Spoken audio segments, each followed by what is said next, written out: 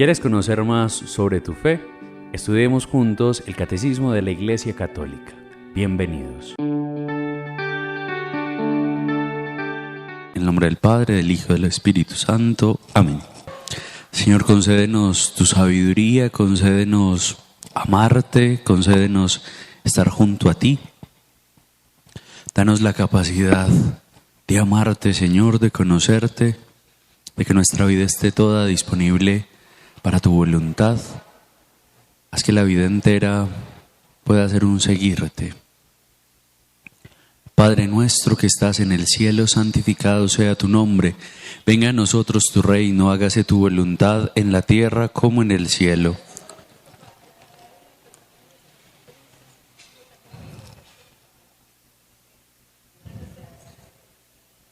Y líbranos del mal. Amén. Dios te salve María, llena eres de gracia, el Señor es contigo. Bendita tú eres entre todas las mujeres y bendito es el fruto de tu vientre, Jesús. Dios ruega por nosotros los pecadores, ahora y en la hora de nuestra muerte. Amén. Gloria al Padre, al Hijo y al Espíritu Santo, como en el principio, ahora y siempre, por los siglos de los siglos. Amén. En el nombre del Padre, del Hijo y del Espíritu Santo. Amén. Bueno, la semana pasada les traje una metáfora, la metáfora del hueso duro de roer. Hoy les traigo otra metáfora para introducirnos a lo que vamos a hablar hoy. Y es que hay nudos que no se sueltan con prisa. Hay nudos que no se sueltan con prisa. Uno tiene nudos, ¿qué es lo más fácil? Cortarlo. Pero si usted lo corta, usted desató el nudo. No desató el nudo. Hay nudos que requieren paciencia. Y algo así es la temática que nosotros estamos tratando por estos días. Requieren la paciencia de nosotros.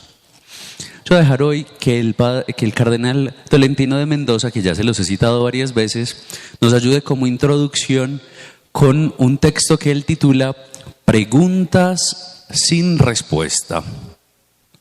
El encuentro de fe no es igual para todos, ni sucede al mismo tiempo. Hay estaciones diferentes, recorridos demorados y preguntas para las que no tenemos respuesta. Por ejemplo, esta: ¿cómo entender que la fe sea un don que se ofrece a unos y parezca no haber sido dado a otros? La fe es un don que no se explica. Lo único que sabemos con seguridad es que Dios está cerca de todos nosotros, pero la manera en que nos relacionamos con esa proximidad es fruto de razones que al mismo tiempo dependen de nosotros y nos superan. En ese sentido, vivir la fe no puede ser sino un ejercicio de humildad y desprendimiento. La fe no nos pertenece. La fe no es un derecho. Nos atraviesa como una realidad que nos habita y transforma, pero que de hecho no es nuestra. Tal vez necesitemos comprender mejor que tener fe no nos aleja de nadie, no nos hace superiores. Tal vez necesitemos afrontar más veces la fe como un servicio. Es siempre en el lugar de los otros y en vez de otros que creemos. Porque incluso el que no cree está llamado a ese encuentro. Dios está mucho más allá de las representaciones provisionales a las que llegamos. Dios está mucho más allá de las representaciones provisionales a las que lleguemos. Yo creo que es eso, con esta temática que estamos nosotros desarrollando, descubrir que Dios está más allá de lo que nosotros podemos comprender, razonar, pensar, discernir, discutir, analizar, etc. Pero que nosotros no lo entendamos todo no nos hace renunciar esencialmente a esta pregunta, sino que hay que seguir haciéndose esta pregunta. Bueno, vamos a continuar con el numeral 31, ¿qué dice? Creado a imagen de Dios, llamado a conocer y amar a Dios, el hombre que busca a Dios descubre ciertas vías para acceder al conocimiento de Dios. Se las llama también pruebas de la existencia de Dios, no en el sentido de las muchas propias de las pruebas propias de las ciencias naturales, sino en el sentido de argumentos convergentes y convincentes que permiten llegar a verdaderas certezas. Esas vías para acercarse a Dios tienen como punto de partida la creación, el mundo material y la persona humana. Fíjense que esta semana un amigo me contó una historia muy linda. Él estaba saliendo del apartamento y ve a una niña sembrando una semilla. Y entonces él llega y le pregunta: Victoria, ¿qué haces? Y la niña le responde: siembro un árbol.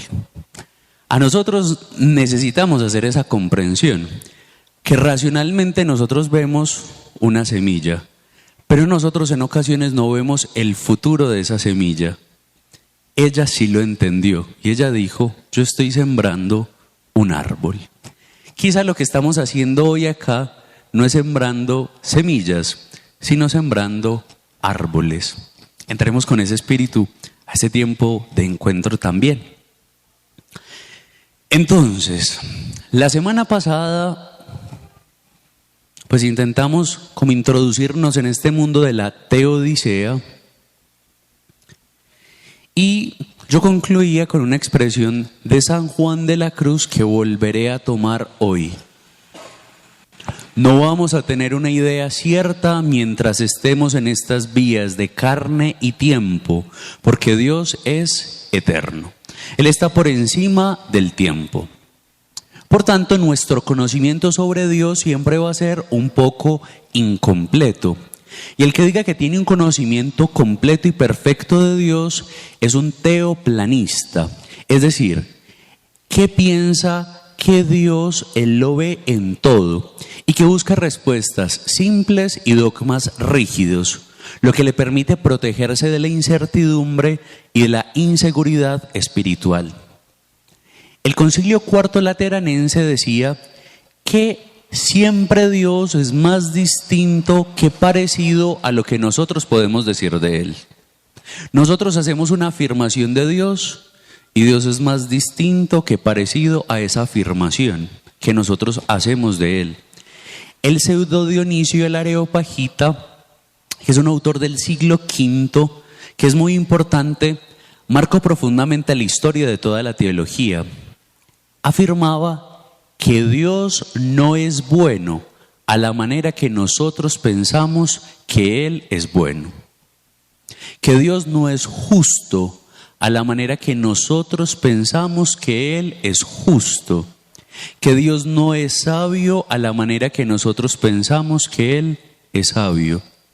Sino que Dios está absolutamente por encima de todo lo que nosotros podemos decir de Él, porque si no, no sería Dios. Hay una que se atribuye también a San Agustín, que dice esto: si lo entiendes, no es Dios. Si lo entiendes, no es Dios, ya que Él excede la capacidad de comprensión intelectual del hombre. Por lo tanto, nuestro conocimiento va a ser siempre defectible, tanto nuestro conocimiento natural como nuestro conocimiento de Dios por la revelación. No porque la revelación se equivoque, no, porque el conocimiento en Cristo ha sido perfecto, pero nosotros no siempre tenemos la capacidad de la comprensión, de la abstracción de todo lo que Dios ha dicho. Por ejemplo, ¿por qué existe un dogma? Un dogma no es un límite que nosotros le ponemos a Dios, no. No es que a Dios se le imponga un límite.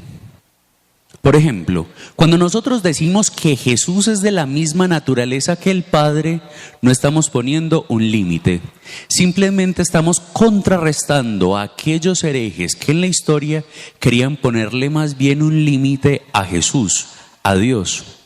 El ejemplo claro: Arrio.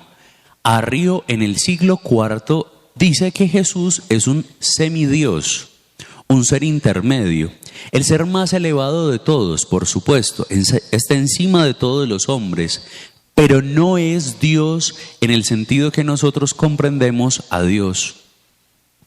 Entonces, Jesús no era Dios para Arrio. ¿Qué dice la iglesia?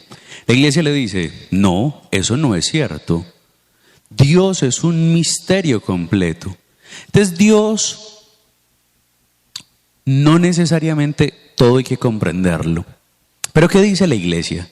La iglesia tiene que recurrir al helenismo para responderle a Arrio. Y entonces, ¿qué dice la iglesia? La iglesia dice que Cristo es homoousios to patri, en griego. Homoousios to patri. ¿Qué significa eso? Que es de la misma naturaleza del Padre. ¿Qué quiere decir esto? Que la iglesia no establece dogmas para restringir a Dios, sino más bien para restringirnos en ocasiones a nosotros. Dios es más de lo que tú, Arrio, piensas. Y para eso se establecen dogmas. Los hombres pueden conocer a Dios por las criaturas. Esta es una cosa que está en la Escritura, en el libro de la sabiduría. Por ejemplo, en el capítulo 13, versículo 5 dice, la grandeza y la hermosura de las criaturas se llega por analogía a contemplar a su autor, dice el libro de la sabiduría. Esto lo recoge Pablo en la primera carta a los en el primer capítulo de la carta a los Corintios. Él afirma que por las criaturas pudieron conocer al Creador y no lo quisieron conocer. Se privaron de él. No sé si alguna vez han tenido la experiencia de contemplar un atardecer o de ver la contingencia de una manzana. Y entonces a uno se le tiene que venir al espíritu la expresión del Salmo 8. ¿Qué es el hombre para que te acuerdes de él? Es un grito sincero y profundo de la superación, de que Dios supera lo que nosotros pensamos, creemos y sentimos. Y si no, en la propia vida sin duda nos ha tenido que pasar, bien sea por la vía de la tristeza o bien sea por la vía de la alegría. Y uno dice, Dios mío, qué grande eres tú. Esa es una experiencia universal. Esta experiencia que es universal es común a todos los hombres. Y por eso dicen muchos con razón que la humanidad tiene una experiencia teológica. Pero entonces a uno le toca hacerse esta pregunta. La naturaleza, podríamos decirlo, es un templo divino porque nos muestra a Dios. Por tanto, aquí nadie se escapa, todos los hombres tienen que hacerse una pregunta por la existencia o la no existencia. Dios en este presupuesto está al alcance de todos. Pero, ¿es razonable la idea de Dios? ¿O es una superstición condenada a desaparecer? En el siglo XIX la idea de Dios tal y como se venía entendiendo es transformada. ¿Cómo se venía entendiendo? Como un Dios personal, como un Dios amor. Pero en el siglo XIX hay muchos que afirman que el Dios cristiano estaba condenado a desaparecer. ¿Y cuál es el a priori? No hay que temer que la idea de Dios desaparezca del horizonte del pensamiento. De hecho, nosotros creemos que la existencia de Dios es algo más conveniente que inconveniente desde el punto racional. Pero quedan muchos cabos sin atar. Es verdad. Entonces necesitamos partir de la idea de que es más conveniente racionalmente creer que Dios existe. Pero hay un filósofo francés que cuestiona esto. El padre de la sociología moderna, Auguste Comte. Auguste Comte, un filósofo francés y un escritor muy importante que formula la doctrina del positivismo. es el primer filósofo que nosotros podemos llamar científico en el sentido moderno. Él es un filósofo ateo muy importante que va a decir que toda sociedad y toda ciencia va a tener que pasar por 3 etapas históricas. Él afirma que el pensamiento humano, individual y colectivo, atraviesa una secuencia histórica y lógica de 3 formas dominantes de explicar la realidad. Esa consecuencia no solo es intelectual, sino que también es cultural y social. No se trata de etapas que desaparecen por completo, sino de dominaciones históricas. En cada etapa, un tipo de explicación domina el imaginario colectivo y las prácticas sociales. Para Comte, el ser humano solo puede alcanzar un conocimiento verdadero cuando se basa en hechos observables, leyes verificables y métodos científicos. Por ende, rechaza las explicaciones basadas en causas metafísicas, especulaciones filosóficas o religiosas, cuando se trata de conocer científicamente la realidad. Lo que postula él lo sistematiza en algo que se llama la ley de los 3 estados. Él dice que hay 3 estados: el teológico, el metafísico y el positivo. Comte los concibe como una ley de progreso intelectual. El pensamiento humano madura al pasar de explicaciones centradas en agentes sobrenaturales, entidades abstractas, y luego llega a constatarse observablemente. ¿Qué dice él que es el primer estado? Él lo llama el estado teológico o ficticio. ¿Qué es eso? El rasgo general es que el ser humano explica la realidad mediante seres sobrenaturales. ¿Cómo así? Él a lo que no le encuentra una causa, entonces pone un agente intencional, un Dios, un espíritu, una fuerza animada. Entonces, ¿qué comienza a hacer? Comienza a hacer antropomorficaciones de los seres divinos. ¿Qué da eso? Eso da un sentido de paz interior y un sentido teleológico. ¿Cómo así? Eso significa que uno comienza a poner causas en los mitos, en los rituales y en las autoridades religiosas. Eso es lo que dice Comte. Y entonces comienza a ver una serie de cosas. Por ejemplo, el fetichismo. Los objetos poseen poderes. Nosotros todavía tenemos eso. Los amuletos. O por ejemplo, los agüeros de Año Nuevo. Uno le pone a objetos poderes sobrenaturales. Padre, por ejemplo, si a mí me gusta algo, yo no le tengo agüero a nada. Y yo lo tengo, ahí estoy cometiendo una falta. No. Lo que Augusto Comte está diciendo en esta etapa es que nosotros comenzamos a atribuirle a agentes externos a nosotros poderes milagrosos. Por ejemplo, cuando una persona, el fetichismo es por ejemplo las velas. Es que si esta vela está encendida en mi casa, aquí hay paz, hay armonía, eso es un fetichismo. O por ejemplo, atribuirle a las piedras ciertos poderes. Los colores y un montón de cosas. Eso es fetichismo. Que según Augusto Comte, esto es una persona que no tiene casi que capacidad racional. Se refugia en este montón de prácticas para intentar librarse un poco de él mismo.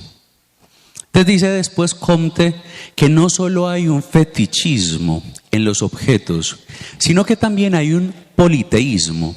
Es decir, muchos dioses explican los fenómenos que nosotros no podemos entender. Por ejemplo, en la antigua Grecia o en Roma existen los panteones, los lugares donde habitan los dioses. No hay un solo dios, hay muchísimos dioses. Eso sucedió en el mundo, sin duda. El politeísmo. Sí, se le pone a cada cosa un dios. Entonces, el dios del agua, el dios de la lluvia, el dios del amor, el dios del fuego, y así comienzan a explicarse las causas.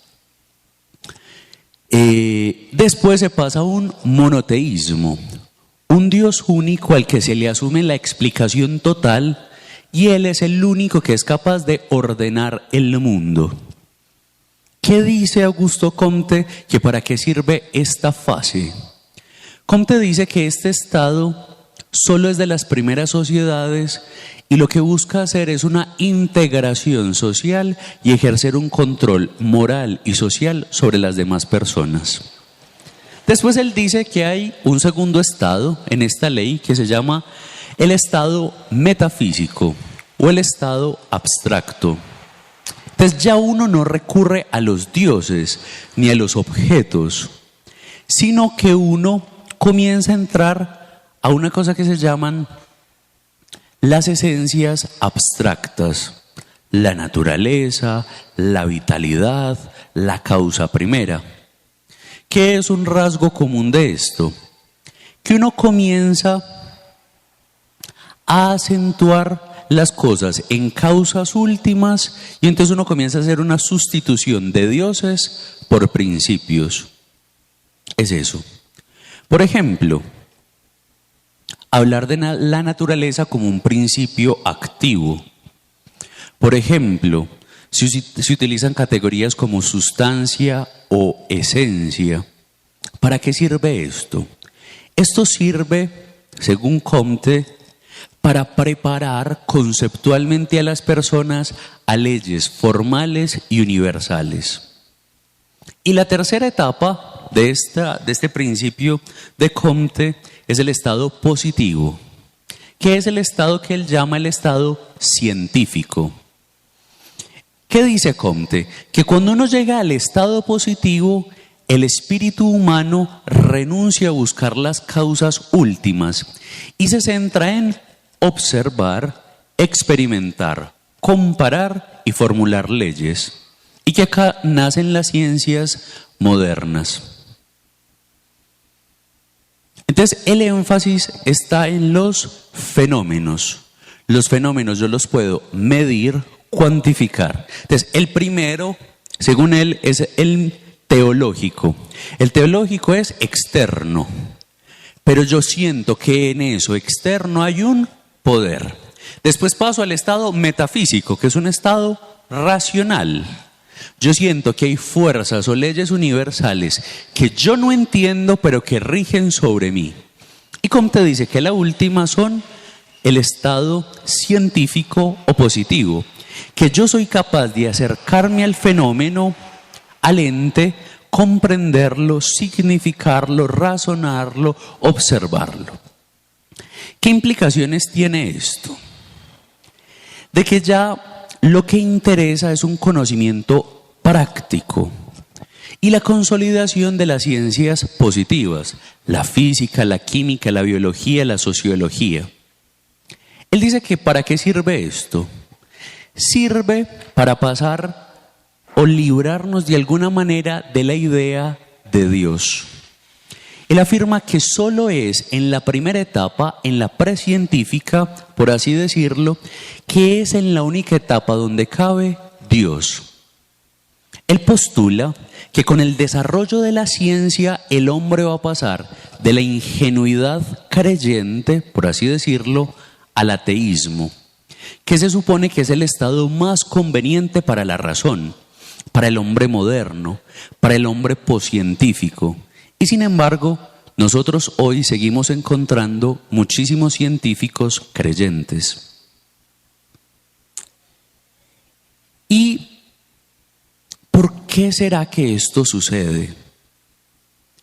Yo creo que esto sucede porque los científicos se dan cuenta que la ciencia no es capaz de responderlo todo, que hay límites, que las ciencias fuertes como las matemáticas, la física, la química, no es una contradicción con Dios o ante este problema, sino simplemente un facilitador del conocimiento. Me gustaría proponerles algunos ejemplos de la historia de científicos creyentes, porque en ocasiones uno solo hace el énfasis en científicos no creyentes, pero en la historia también han existido científicos creyentes que han postulado leyes sumamente importantes. Comencemos. Nicolás Copérnico. ¿Alguien sabe quién es Nicolás Copérnico? Formula la ley, una ley muy importante, la ley del heliocentrismo. Y eso nos cambia la concepción. ¿Qué es el heliocentrismo? ¿Qué es el heliocentrismo? Que nosotros giramos, la Tierra y los demás planetas giran en torno al Sol. Porque ¿cuál era la concepción anterior? Que los otros planetas giraban en torno a la Tierra. ¿Cierto? Es el geocentrismo. Y Copérnico postula que nosotros no somos geocentristas, sino heliocentristas. Gregor Mendel. ¿Alguien sabe quién es Gregor Mendel? Es un monje agustino y es el padre de la genética moderna. Y él es el que da las postulaciones esenciales sobre las leyes de la herencia. Él comienza a hacer con lentejas y con... ¿cómo se llama eso? Y con alberjas, ya encontré la palabra, con alberjas las leyes de la genética y de la herencia. Un hombre interesantísimo y súper importante.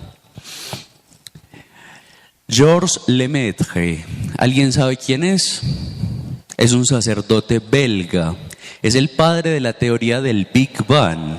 La teoría del Big Bang no la inventa un ateo, la inventa un católico, un sacerdote. Solo que él no la llama Big Bang, él la llama el átomo primitivo. Que lo que intenta mostrar es que la ciencia no contradice la creación, sino que simplemente explora despliegues. Giovanni Battista Riccoscili, ¿alguien sabe quién es?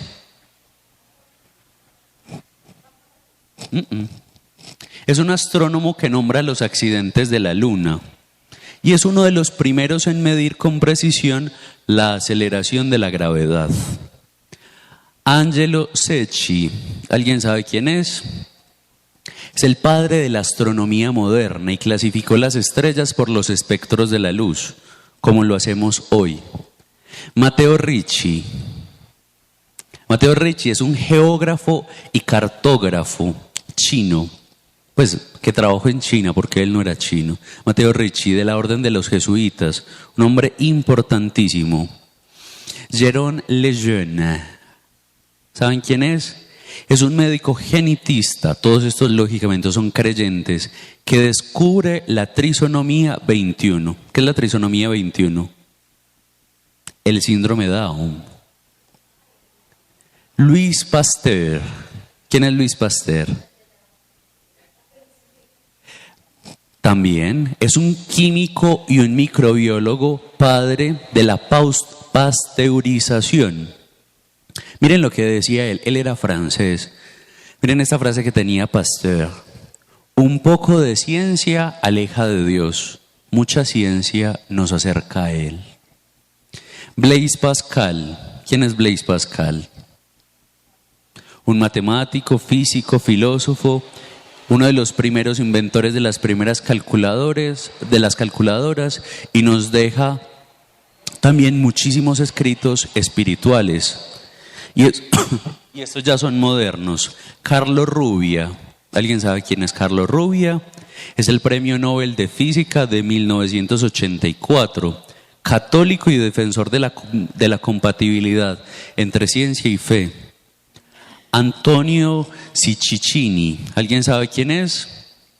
Físico de las partículas, fundador del centro Ettore Maraggiona. Y quizá este sí lo han escuchado alguna vez. Francis Collins. ¿Saben quién es Francis Collins?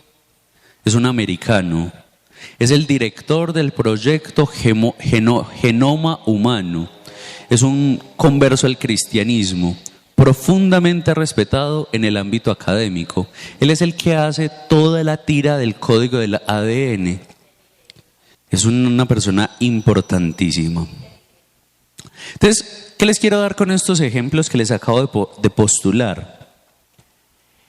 Que la teoría de Comte pues es irracional, porque hay gente que ha llegado al método positivo tal como Comte lo propone, que no han renunciado a Dios, sino que antes lo han encontrado. Porque en ocasiones uno se siente maniatado y de decir, pero si existen científicos importantes de renombre que crean, ¿sí? Les acabo de dar una lista de personajes creyentes, incluso actuales, con los métodos positivos que hoy usamos, que en vez de no creer, creen. ¿Cierto? Es como para abrirles ese espectro. Hay una cierta tendencia por ignorancia y es pensar que los interrogantes naturalistas, materialistas, biologicistas y cientificistas lo pueden decir todo. Pero ante esta posibilidad de la materia, a uno le toca responder que la materia no es capaz de responderlo todo. Hay cosas que es incapaz de decir la materia. Yo creo que este ejemplo ya se los había puesto anteriormente. Uno cómo cuantifica cuánto ama a alguien. Es imposible. Esta semana leí un poema que me pareció muy bello, se los voy a leer.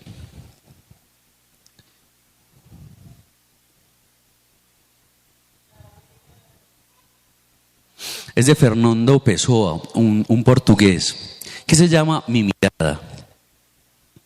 Mi mirada es nítida como un girasol. Tengo la costumbre de andar por los caminos mirando a la derecha y a la izquierda. Y de vez en cuando miro para atrás.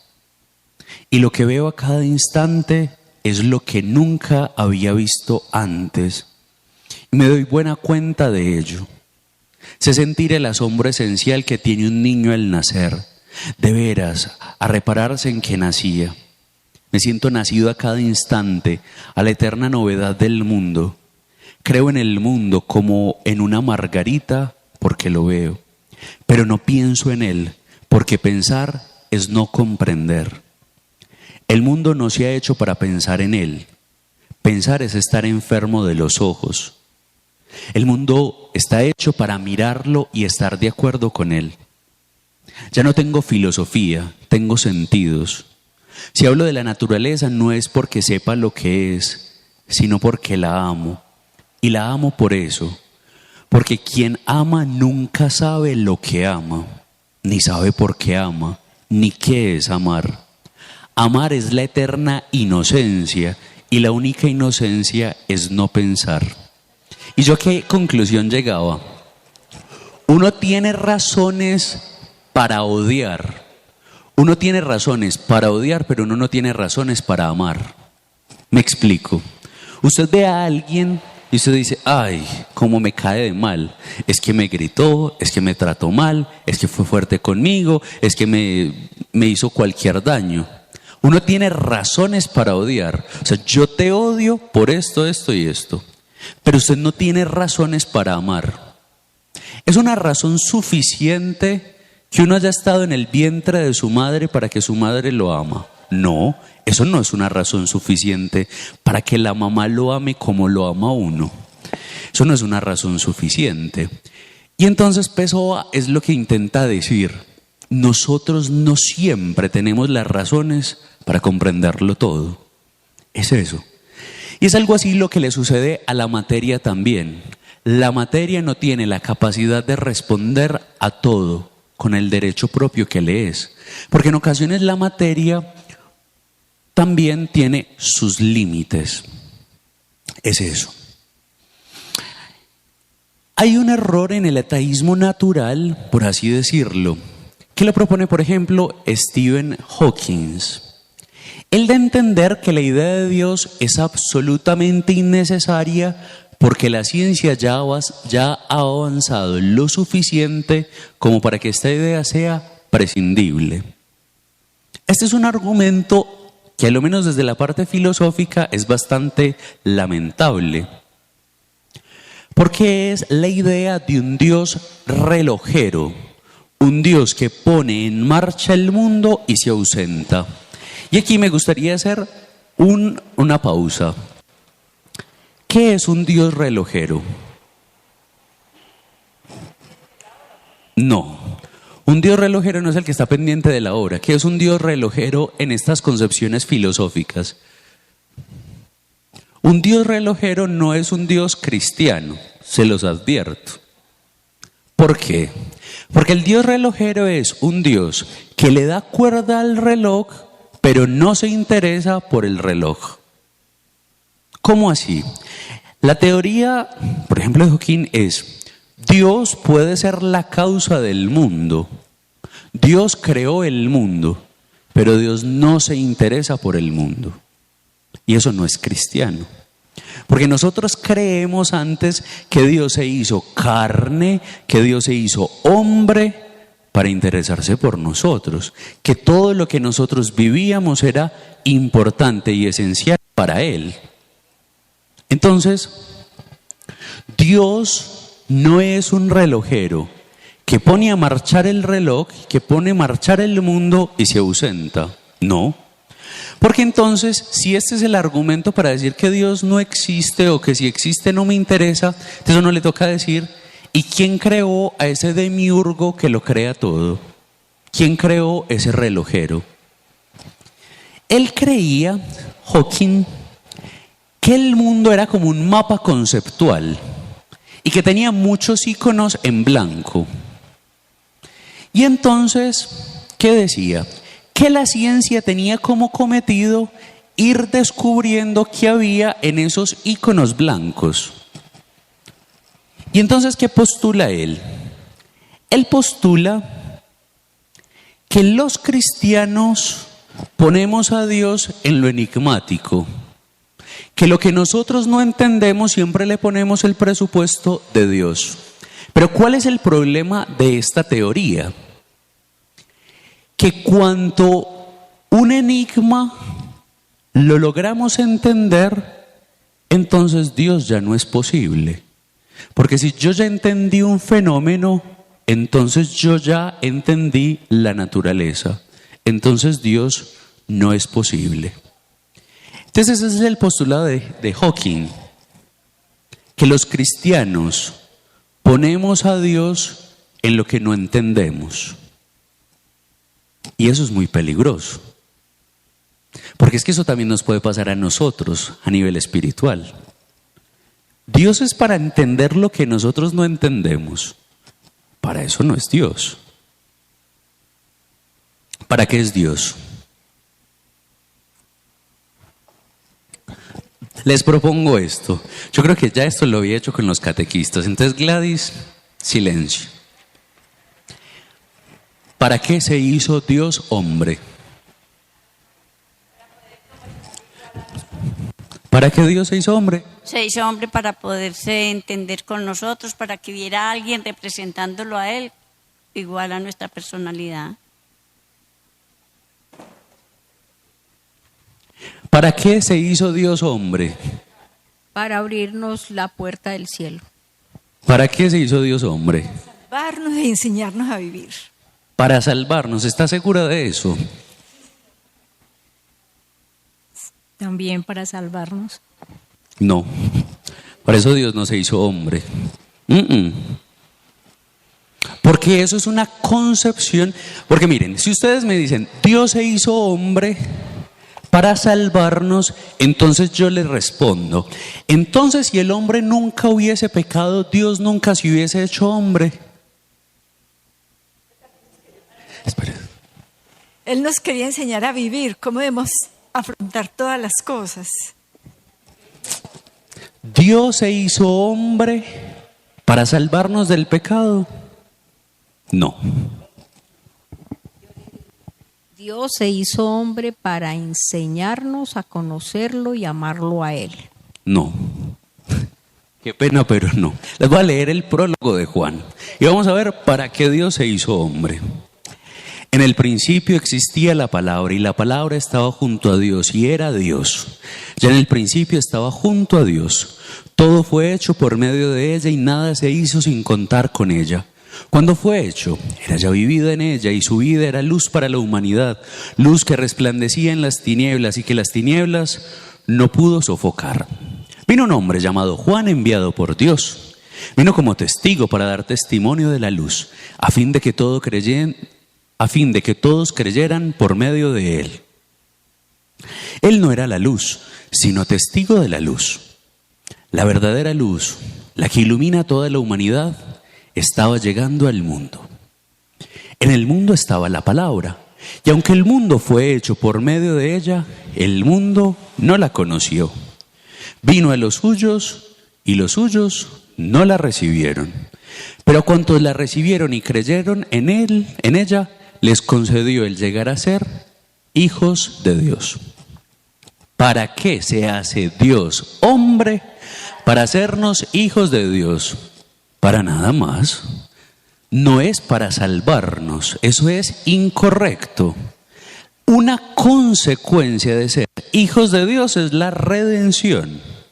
Pero es una consecuencia. Dios, ¿para qué se hace hombre? Para que nosotros llegáramos a ser hijos de Dios. Eso, en términos teológicos, en la teología, sobre todo griega o de Oriente, se llama se me fue la palabra. Bueno, se me olvidó. Se las quedo debiendo. Pero, ¿qué quiero decir con esto? Por ejemplo, cuando uno medita con atención el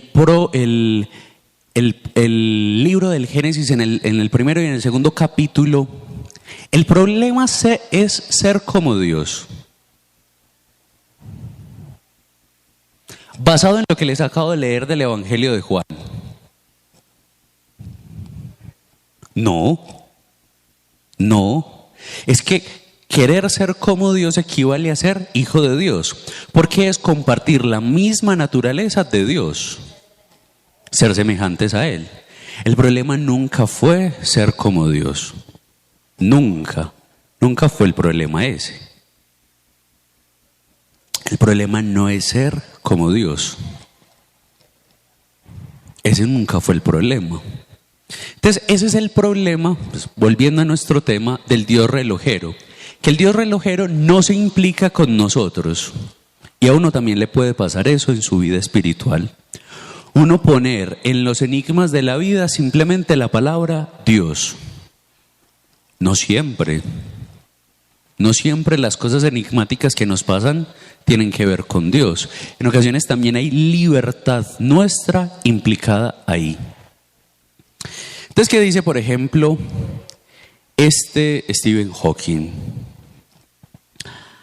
Antes se pensaba que el cielo era una esfera circunferente y el hombre antiguo, supuestamente, pensaba que ahí estaba Dios en el cielo. En el cielo, pues como el firmamento, ¿cierto? Y esta era una concepción mítica de Dios. Pero cuando va el explorador allí y el astronauta llegan allá, ¿qué dicen? Dios no está aquí.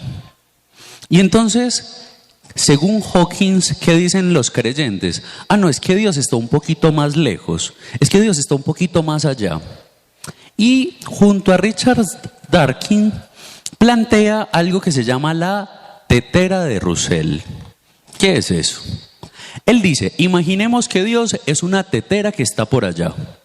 Y claro, cuando todavía no hemos llegado hasta la tetera, pensamos que está allá. Y si alguien llega hasta eso que nosotros decimos, que está Dios y no está ahí, nosotros comenzamos a decir que está más lejos. Esta es una teoría que lo que quiere postular es que Dios es un tapagujeros. Dios no es un tapagujeros. Hay ateos que piensan que para los cristianos Dios es un tapagujeros. ¿Cómo así? Dios, a lo que la ciencia no ha podido explicar, nosotros le decimos Dios, y no. Dios no está para tapar los agujeros. Dios está para relacionarse con nosotros. A uno nunca se le puede olvidar eso. El cometido no es que Dios explica lo inexplicable, es que Dios quiere ser mi amigo. Es que Dios quiere salvarme. Es que Dios quiere que yo sea su hijo. Dios no está para explicar lo inexplicable. Con eso Esto no estoy negando que necesitemos investigar, indagar, clarificar, establecer las leyes, sin duda. Pero Dios no está para tapar los agujeros de lo que nosotros no entendemos.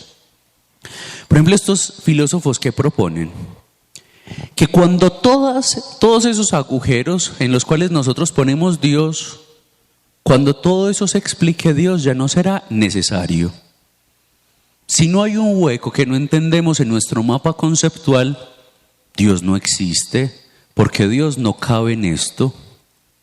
Pero ¿cuál es el problema? El problema es, primero, creer que la ciencia lo va a poder explicar todo. No. Segundo, si la ciencia llegase a explicar todo, aún quedaría una pregunta. ¿Y por qué todo es tan ordenado, tan perfecto, si no lo creó alguien? Aun cuando entendiésemos todo el misterio de la ciencia, seguirían habiendo baches.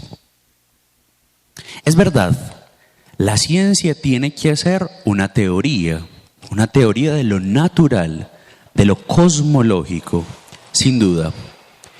Pero ¿cuál es el problema? El problema es que la ciencia no puede encargarse de todo. Se los digo en paisa, zapatero a tu zapato. La ciencia no puede explicar todo, porque la ciencia tiene límites propios a su método científico. Un método científico que está en medio de la probabilidad, de la eficacia y que tiene unos valores exactos, pero zapatero a tu zapato. Es como si uno le pidiese a un poeta que hablase en razones cuantitativas. No es capaz. No es capaz. Es como si a mí me pidiesen que manejase un avión. Para mí es imposible, porque no es mi arte, no es mi modo de ser. Entonces, nosotros también tenemos límites. La ciencia no es capaz de decirlo todo, ni de explicarlo todo, y es normal. Bueno, hasta aquí. ¿Alguna duda? ¿Alguna pregunta? Claro, confuso, no me entendieron nada.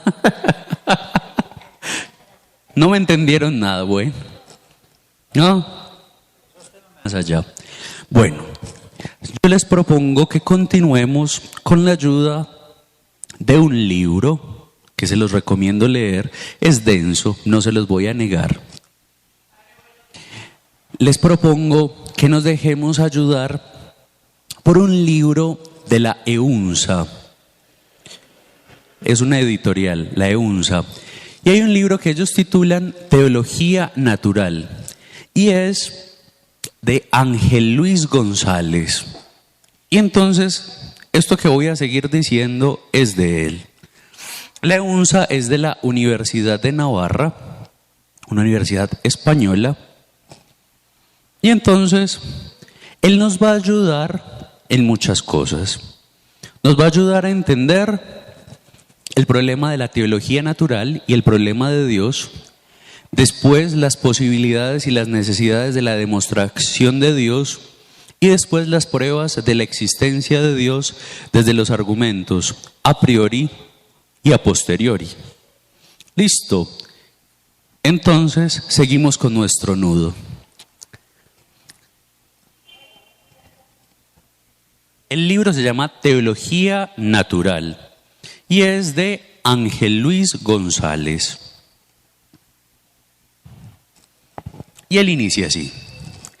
Es propio del hombre ser un buscador del absoluto. Esa búsqueda constituye precisamente una característica inequívoca de una vida verdaderamente humana. El hombre no se colma sin buscar y preguntarse por los afanes de su vida, del sentido y la finalidad de ella, por su inserción en el mundo. Más, ¿por qué se pregunta el hombre? ¿Por qué tiene que buscar y preguntar? ¿Por qué no está ya contento con lo que le dicen y ofrecen las cosas de su contorno inmediato? El hombre vive la realidad interna dependiente, la limitación, lo transitorio, lo limitado, la razón que soporta y hace posible todo. queriendo o sin querer, el hombre siempre busca al absoluto. Lo expresó gráficamente Jasper. Mire lo que decía Jasper. Si suprimo algo que es absoluto para mí, automáticamente otro absoluto ocupa su puesto. ¿Cómo así? ¿Qué significa eso?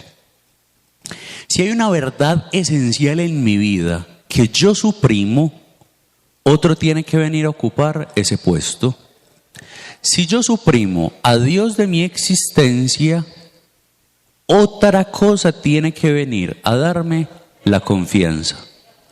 Eso es lo que está postulando Jasper. ¿Esto qué es? Se está tratando de un signo de la vida intelectual que Kant consideraba como una característica inevitable. Dios es el concepto más difícilmente alcanzable, pero al mismo tiempo el más inevitable de la razón especulativa humana. Hegel llegó a señalar que decir que no deba realizarse el recorrido del mundo a Dios, de lo finito a lo infinito, es decir que no se debe pensar. Mire esto tan interesante de Hegel. Renunciar a la pregunta sobre Dios es renunciar al pensar. Si yo renuncio a Dios, tengo que renunciar al pensar. Propone Hegel en la Enciclopedia de las Ciencias Filosóficas. Tomás de Aquino señalaba que conocer la verdad es lo que anima nuestra vida intelectual, ya que nos impulsa a conocer la causa final de todos nuestros conocimientos. El fin último del hombre y de toda sustancia intelectual se llama felicidad o bienaventuranza. Pues esto es lo que desea como fin último toda sustancia intelectual y lo desea por sí. En consecuencia, la bienaventuranza y la felicidad última de cualquier sustancia intelectual es conocer a Dios. Eso es así porque el sentido y valor de toda verdad tiene su último fundamento en la verdad primera, en un absoluto consistente, y el espíritu humano no se tranquiliza hasta reposar en esa verdad suprema que es Dios. Este es la centralidad del problema de Dios para el hombre, hasta tal punto que ha sido señalado con justicia. La cuestión de Dios es el problema de los hombres, o mejor, el problema esencial del hombre esencial, por el cual cualquier otro problema de la existencia adquiere su última claridad, como la ética, el derecho y la economía. En la solución de ese problema, el hombre compromete su vida entera en una determinada orientación y fundamenta su conducta. De hecho, históricamente los filósofos han afrontado el problema de Dios de un modo o de otro. No ha existido ni un solo filósofo que no haya escrito sobre Dios. Incluso los que con sus principios filosóficos pretenden dejar lugar a Dios, desplazarlo, negarlo, decir que Dios ha muerto, borrar su mismo nombre.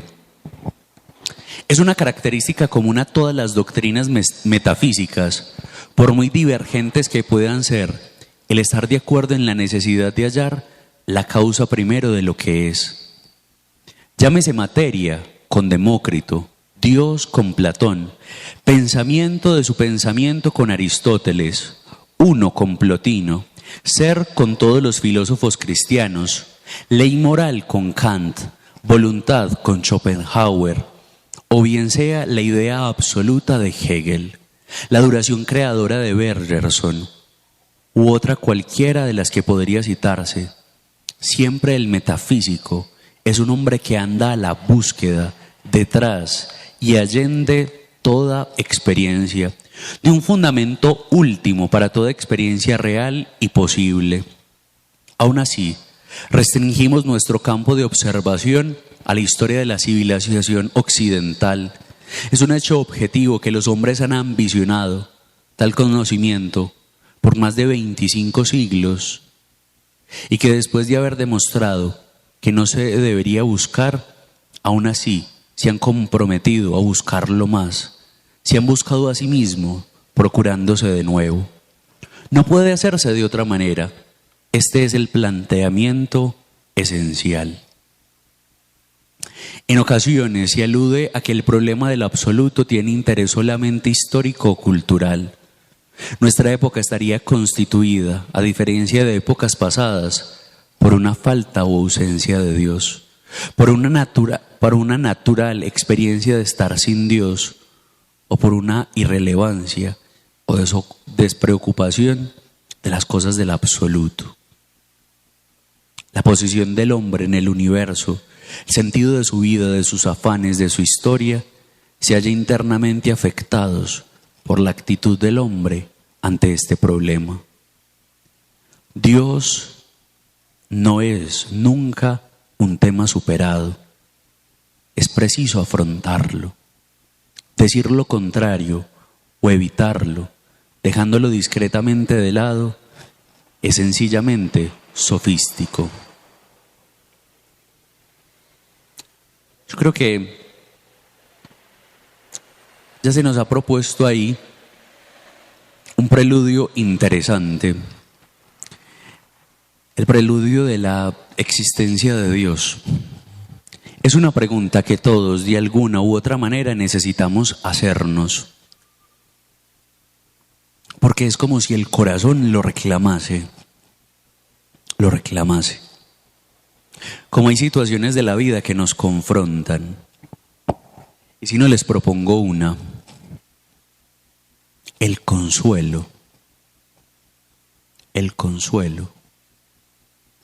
¿Quién nos puede consolar? ¿Quién nos puede dar una razón para continuar? Es eso. Dios tiene esa capacidad de hacernos repensar la vida. Por ejemplo, miren esta imagen tan bella de Dios que propone el Salmo 22-23, que Dios es el pastor que descansa las fuerzas, que las recupera, que las restaura.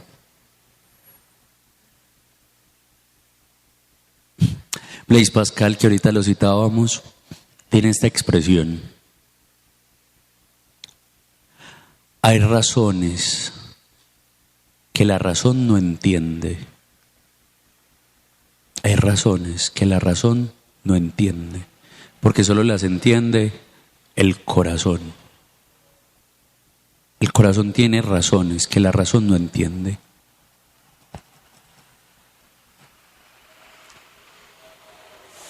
Yo creo que ese es lo que hoy les quería decir. Sí, hay muchos que se han preguntado, muchos, y cada uno ha dado su respuesta, positiva o negativa, pero todos han dado su respuesta. Pero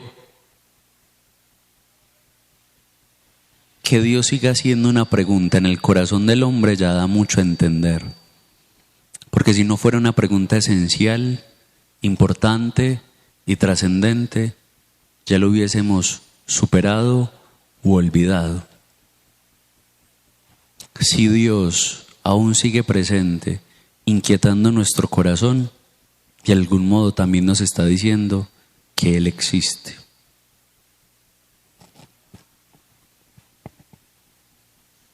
Es que yo creo, Padre, que el mismo ser de Dios ha hecho que se mueva la ciencia, que se mueva la filosofía, que se mueva todo, o si no estarían muertos. El motivo de ellos para estar en esa función es el mismo Dios. ¿Y cuándo van a parar? Cuando realmente nos sintamos hijos de Dios, que lleguemos a ser plenos con la semejanza a Dios. Sí, yo creo que nuestro pensamiento pues también es una manera de amar. Esta semana descubrí una etimología que nunca me había percatado de ella. La palabra cuidar. La etimología de la palabra cuidar viene de una palabra latina, cogitare. Cogitare significa pensar. Y entonces hay una frase de René Descartes que dice, pienso, luego existo. Quizá lo que nosotros necesitamos no solo es pensar, es cuido, luego existo. Uno necesita cuidar, pero también dejarse cuidar. Y uno necesita cultivarse. Yo creo que esa es la palabra más bonita para hablar de el espíritu. Cultivar el espíritu. Uno necesita cultivar el espíritu. De muchas maneras hay que cultivar el espíritu. De muchas maneras. A uno no se le puede olvidar eso, el acto de cultivar. Dios nos cultiva, pero nosotros también tenemos que cultivarnos. Y sin duda el pensamiento también es una manera de cultivarnos. Hay que acercarse a todo e intentar vislumbrar a Dios. El hombre es un ser buscador, un ser necesitado. Pues dejemos que Dios de alguna manera pues también venga y nos cuide. Les propongo eso, simplemente en este encuentro. Hoy hemos visto muchos hombres de ciencia que algunos afirmaron, otros negaron a Dios. Pero que Dios siga siendo una pregunta nos tiene que dejar inquietos, porque es una pregunta misteriosa todavía para nosotros también. Señor, concédenos la gracia de acercarnos a ti.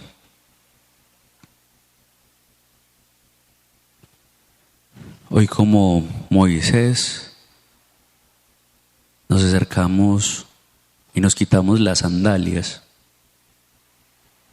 porque esta es la tierra sagrada, es tu tierra.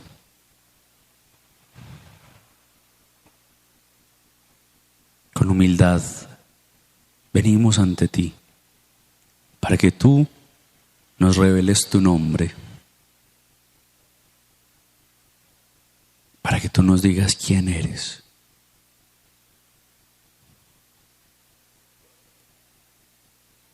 Señor, tú eres el único que nos explica incluso las cosas que no entendemos. Señor, pero hoy no queremos que tú seas simplemente quien explique lo que no entendemos. No, Señor. Hoy queremos tener una relación contigo, sentirnos tus hijos, porque eso sí nos salvará. Eso nos salvará. Da paz a nuestros corazones, Señor. Da serenidad. Que nuestra vida esté decidida por ti. Amén. Y termino con este último pensamiento. ¿Por qué Moisés no pudo entrar a la tierra prometida?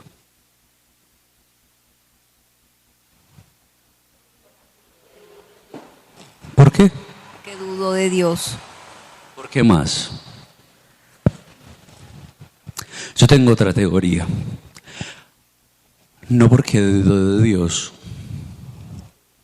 no, sino porque no confió en un amigo.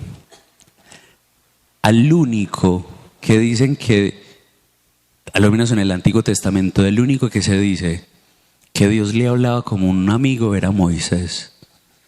Moisés no fue capaz de creer que lo que su amigo le prometía era posible.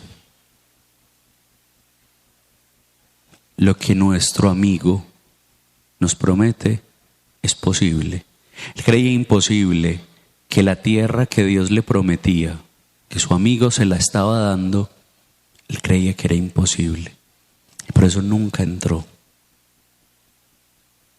Pidámosle a Dios que lo que Él nos promete nosotros creamos que Él nos lo puede dar. Señor esté con ustedes. La bendición de Dios Todopoderoso, Padre, Hijo, Espíritu Santo, descienda sobre ustedes y les acompañe siempre. ¿Quieres conocer más sobre tu fe? Estudiemos juntos el Catecismo de la Iglesia Católica.